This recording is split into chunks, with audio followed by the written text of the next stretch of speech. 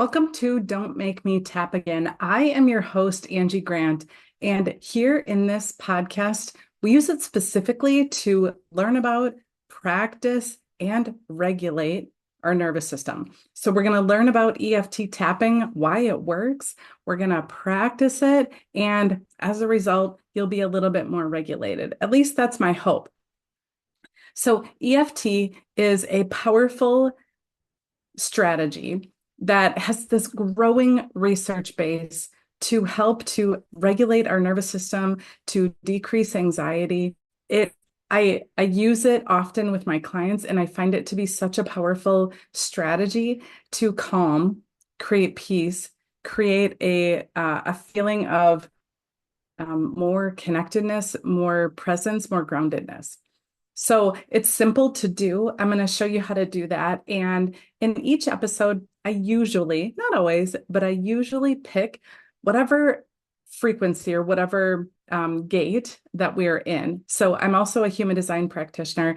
And so every couple of days, we move into a new gate, which is really the gates essentially just mean that we're moving into a new energy, which we experience all of the gates, we experience all of the energies in the way that we interact with others, the way that we learn. And sometimes we'll see evidence of one gate more in ourselves, and maybe we'll see it more in somebody we love. But we all have all 64 gates.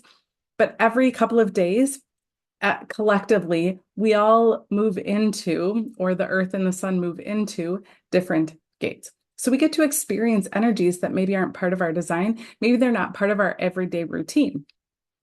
So today we're moving into gate 36. Gate 36 through traditional human design is the gate of crisis. In quantum human design by the work of Dr. Karen Parker, it's called the gate of exploration.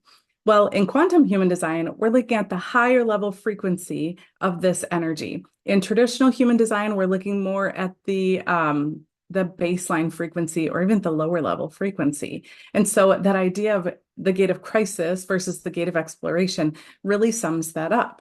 When in the shadow, or I would often say in our nervous system's stress state, we can feel this energy can feel like we're in crisis. We're in the midst of a storm. It can feel turbulent and overwhelming, like we don't know what to do. It can put us in this state of being reactive instead of being grounded and curious and in a higher frequency state where we can respond. So this gate, this energy is a tricky one that shows up a lot for us as parents. Whether or not it's part of your design, we all go through this. So what does this look like? Well, when we're stuck in the shadow or when we're in a nervous system reactive state, everything feels like chaos. It feels like we have no control. It feels like we're stuck in the middle of a tornado or a hurricane, and we can't seem to figure out what to do about it. And so then we react. We yell at our kids, or we give them more consequences, or we try to control things more. And then we regret it and we beat ourselves up for it. Where on the higher energy, when we're tapping into the higher energy of this exact same gate, it's being curious, it's exploring, it's learning that even when we are in the midst of a tornado, that perhaps it isn't so overwhelming and that there's something for us to learn there. Perhaps it is in the chaos that there's that next big lesson to catapult us to our next level of growth, our next level of parenting, our next level in our relationship. That crisis isn't always a bad thing. And oftentimes when we're able to step outside of our current situation and look back or look at what the lessons are in a crisis, they can be beautiful and powerful lessons that we never would have learned otherwise. I know for myself, when I think about being a coach and supporting clients, man, oh man, have I been in my fair share and probably your fair share and probably your neighbor's fair share of crises in my life. I don't know why I attract them to me. It's just part of who I am, I guess. But if I stayed in that crisis and allowed that to shape my view of the world, my view of relationships, my view of myself, well, I would be on the struggle bus every single day. But I don't stay there. And I use tools like tapping. I didn't always have tapping in my tool belt. There are also parts of my design where I'm designed to see the lessons in the story, but we all are, right? We all have that capacity, that ability in us, but sometimes we get stuck. Sometimes our nervous system sends out these danger signals like mayday, mayday, don't get out of this crisis mode because it's safer here. But it really isn't. That's just your stress response trying to convince you to stay in the crisis, to stay in victim mode instead of being able to step out of that and see what you've learned from it. So, but knowing that up here in a brain and doing that can be two really different things, which is why I love tapping. So let's tap on this idea of being stuck in the crisis versus being able to see the lessons, being able to take back some control of our nervous system. So all you have to do, if this feels right to you, if you have ever said, I am overwhelmed by what's happening in life right now, or everything feels uncertain, or things just feel intense, then this tapping sequence is right for you and maybe somebody you love too. So feel free to share it. I definitely would love for you to follow this podcast because I am here to help you feel more regulated. That's what this is all about, is about helping to calm your nervous system. So if it helps you, then, keep following along, share with a friend. All right. So all you have to do is follow along with the tapping and the words. It doesn't work if you don't do it, right? Tapping, its best evidence comes when people actually tap along. I say that jokingly, right? Like that's how every strategy is, right? It only works if you do it. You can hire a coach, but if you don't do the work yourself, life isn't going to change for you. Or you could buy a medication, for example, but if you don't actually take the pills, they're never going to work. So this is tapping. Do the tapping with me if you'd like to experience what it feels like to perhaps calm your nervous system a bit more. So copy the tapping, copy my words. If the words don't exactly fit to your situation, you can tweak them a little bit. But what I would say is when you first start tapping, like each time you start tapping, start with what's real. Don't start with that affirmation that you want to be real. Start with what's real. And so, although, for example, you might be feeling overwhelmed or feel like you're in the midst of chaos, but you've been trying to change your thoughts about that and see the good in it, that isn't where we want to start with tapping. We don't want to start with a setup phrase that's all about how great things are because your nervous system doesn't believe it yet. If you're still feeling reactive, your nervous system is saying essentially like, yeah, great affirmations, but we're here in stress mode. And so we're going to keep reacting until you help us out. So it's important to really honor what your body needs instead of trying to convince it with your thoughts because your nervous system, it's not very language based. Quite frankly, your nervous system is nervous system based and it needs a different approach than perhaps changing your thoughts do. So, all right. Are you ready? All you have to do is tap along. So, even though I feel really overwhelmed right now, and I feel like I don't have control over my own life, I deeply and completely love and accept myself. Even though I feel like I'm in crisis right now, and I don't know what to do next. I deeply and completely love and accept myself. Even though everything feels uncertain right now, and I don't know what tomorrow brings. I deeply and completely love and accept myself. Stop tapping, take a deep belly breath.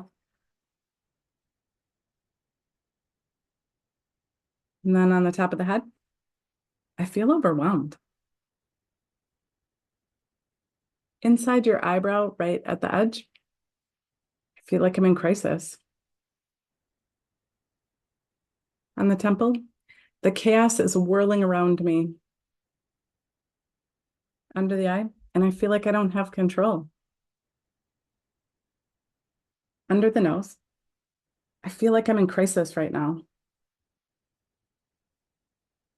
On the chin, and I feel, oh, excuse me, yawning is a good thing. It means my nervous system is releasing some stress. Um, I'm feeling really overwhelmed right now. On the collarbone, things feel so uncertain.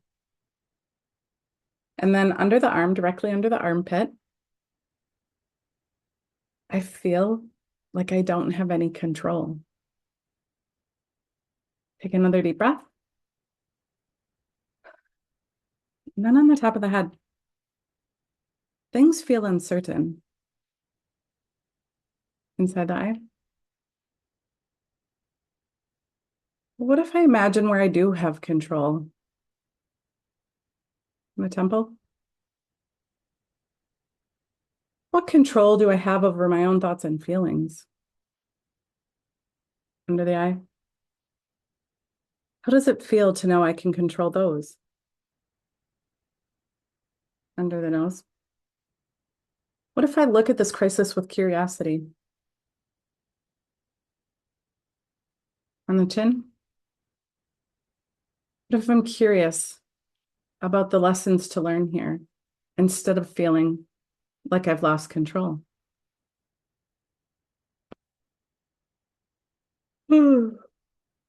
It's the chin one that's getting me today. On the collarbone. What if I explore being more curious than overwhelmed? Would I still feel safe if I let go of control? Take another deep breath.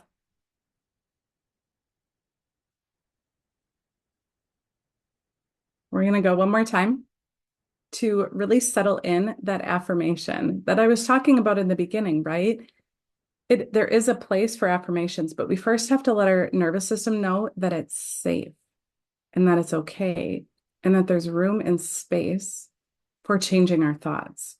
Because initially our nervous system is just like, nope, I'm in safety mode. I'm in safety mode. Don't tell me anything else. I just need to be prepared to react. That's all that's happening in our nervous system.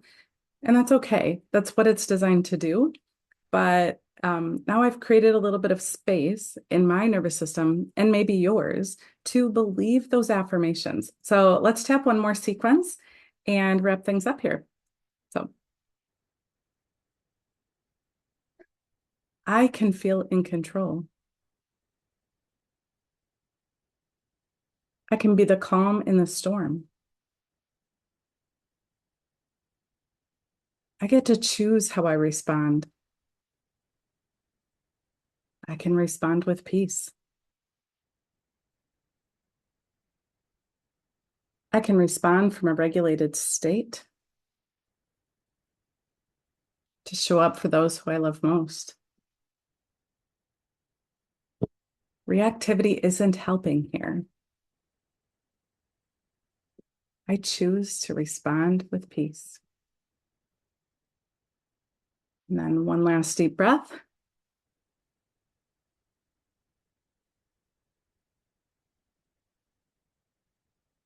How are you feeling?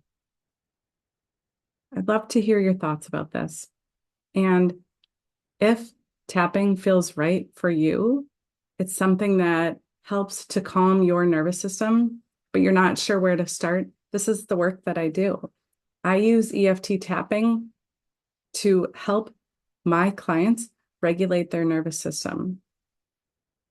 So when you're ready, I'd love to chat with you about how to create an EFT tapping plan that works right for you. I offer one-on-one sessions. If you're local to the Janesville, Wisconsin area, I also offer regular group workshops where we tap together, we release stress together.